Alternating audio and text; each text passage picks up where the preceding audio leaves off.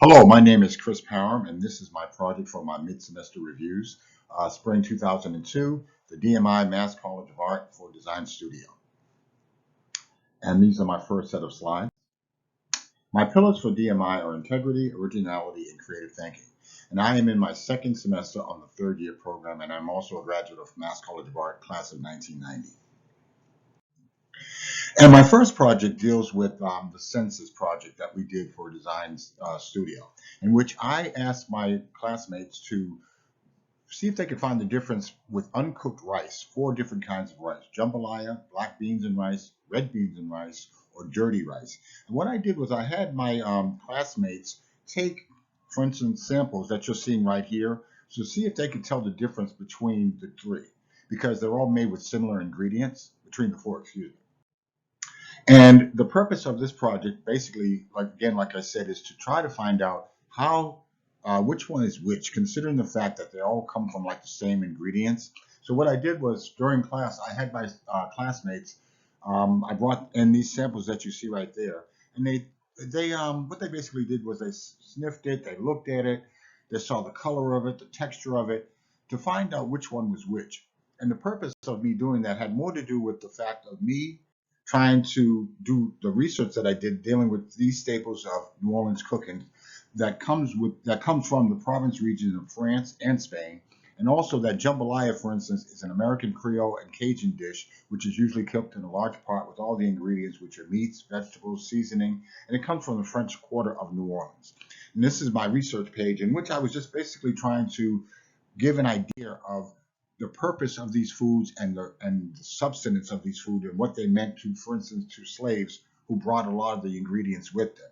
So, for instance, you can see the ingredients for jambalaya are here: andouille sausage, pork, chicken, seasons, and seafood. And the same thing for ingredients for black beans and rice, which are black beans, vegetables, seasonings, and pork. And then ingredients for dirty rice are pork, beef or chicken, green pepper, celery, onion, seasoned with cayenne, and other spices. And then ingredients for red beans and rice are red beans, of course, vegetables, seasonings, pork bones. And what I did was I asked my daughter, my wife, and my son what they thought about it, because the connection I was trying to make was talking about how these foods were basically made by slaves, but were of course capitalized for the greater good. I guess I wouldn't call it that, but you know what I mean. But that was the purpose. I was kind of making the connection between slavery and also these foods as well. And as you can see, my wife, my daughter, and my son kind of gave it to me in terms of them saying, "What does one have to do with the other?" And again, this is my project: jambalaya or black beans and rice or red beans and rice or dirty rice. So now we're going to move on to the next project, which is human data, in which I picked one of my classmates and got all the data about this person, Drew Thomas, off the internet.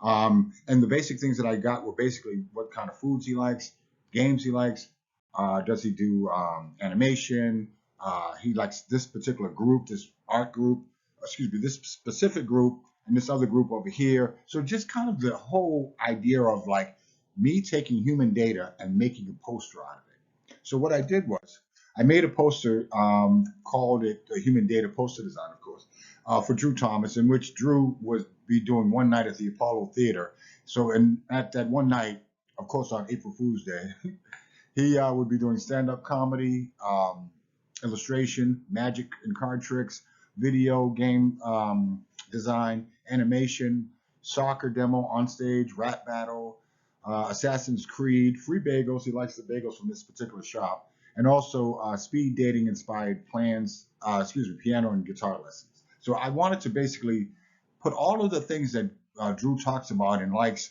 and put them in one little thing in terms of making a basic poster design of him, because he does stand-up comedy as well. So he has to do all these things at once. And I had a lot of fun with this project. It was really a lot of fun getting all the data, but also just kind of like just simple stuff, not other things that don't have nothing to do with Drew. So my next project is my Perspectives project, and it's called How Africa and My Enslaved Ancestors Got the Blues. Was the blues born in Africa but raised on the Mississippi Delta? So this project deals with the origin of blues from Africa. And what I did was I wanted to take the basic instruments, the banjo, the drum, um, the xylophone, and also the stand-up bass, and show the origins of where they actually came from and how they were produced. So, for instance, this gentleman is playing the sitar, excuse me, which is a bass guitar. The basis for the bass guitar, and it's from sub-Saharan Africa. And this is the Nigoni as the original banjo. So what I did was I took parts of the banjo and put it on the Nigoni, and I put parts of the Nigoni and put it on the banjo, just to let people know where the origin of these instruments come from. And of course, these instruments come from Africa, but that was the purpose of this project for me, was to show how exactly these instruments, derived, excuse me. And the same thing with the djembe as the original drum as well. And I specifically focused on blues music because I wanted to talk about how blues and Africa and jazz have always kind of, been together, but I didn't know these things until now. So for instance, the djembe is the original drum, and then the balafon as the original xylophone, in which a musician like Lionel Hampton and a bunch of other musicians back in the 30s and the 40s played the xylophone, and the original design comes from the balafon, which is also in Western Africa. And here, as you can see, I have pictures of people in Africa playing the balafon and also showing Lionel Hampton playing it as well as the xylophone. So then we have the sitar as the original stand-up bass. So this is what I did the same thing here, where I took parts of the sitar and put it on the stand-up bass, took parts of the stand-up bass and put it on the sitar, as you can see. And what was fun about this project was the fact that I didn't know these things until I started doing the research on these things, excuse me.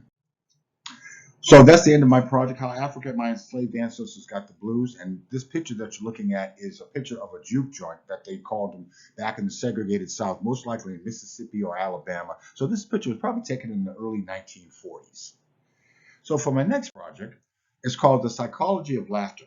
And this just deals with, I wanted to talk about how laughter makes people feel. So for instance, these are things of research from Psychology Today that talk about what laughter does to the body. Does laughter help with depression or loneliness? And as you can see, those different things are written right there. It reduces stress, so on and so forth. How does laughter help the body and the mind? Does laughter releases endorphins? It also increases blood flow and improves mental and physical resilience. And can laughter improve your mood? Make you remember things more with laughter, help you deal with painful situations, alleviates everyday pressure. And that's the end of that project. So now this new one is Data Human, which is a mobile application designed for social justice protesters who want to control their data and how it affects renting an apartment, getting credit, applying for jobs, and how it affects job prospects, especially if you get arrested and they have your information on you in terms of facial recognition, social media, so on and so forth. And these are just some drafts, my first roughs, that deal specifically with certain subjects in terms of how it affects your visa, how it affects you being in prison if you go to a social justice program, like a social justice protest. How do these different things affect how you live on a daily basis? And these are my final roughs, in which I have actual stories of people who went to the George Floyd protest, for instance, and they talk about, and I have them interviewed too, not interviewed, but I have information about them where they talked about how it affected their job, how it affected their data, how the data affected them, how police were able to use the data against them when it came to finding a job, renting an apartment, getting credit, applying for school, anything that deals specifically with these things that deal with our right under the Constitution to protest and for it not to be used against us. And finally, this is my mind map for my thesis project, which is from Reconstruction to COVID-19, how Blacks get sick from racism and health inequalities. And as you can see, through COVID-19 really showed the world really what we've been dealing with for since the beginning of time, really, in terms of how the medical profession has always been racist towards people of color.